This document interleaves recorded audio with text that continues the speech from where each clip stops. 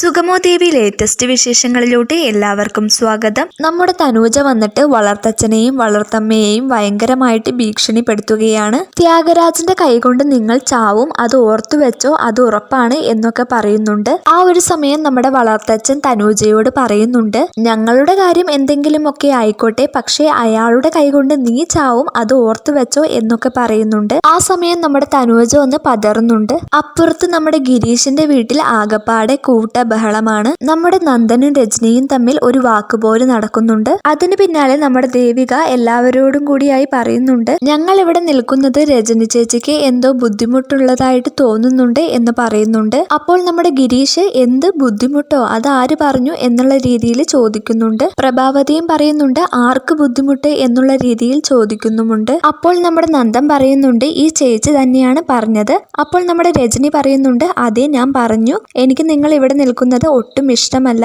എനിക്ക് ബുദ്ധിമുട്ടുണ്ട് എന്നൊക്കെ അവരുടെ മുഖത്ത് നോക്കി പറയുകയാണ്. അങ്ങനെ സ്വന്തം മകളുടെ വാക്കുകൾ പ്രഭാവതിയുടെ നെഞ്ചത്ത് തറച്ചു കയറുന്ന നിമിഷങ്ങൾ തന്നെയാണ് ഇപ്പോൾ കാണാൻ സാധിക്കുന്നത്. നമ്മുടെ ഗിരീഷും പ്രഭാവതിയും എല്ലാവരും തന്നെ ഞെട്ടി നിൽക്കുകയാണ്. അപ്പോൾ എന്തായാലും നമുക്ക് കാത്തിരുന്ന് തന്നെ കാണാം.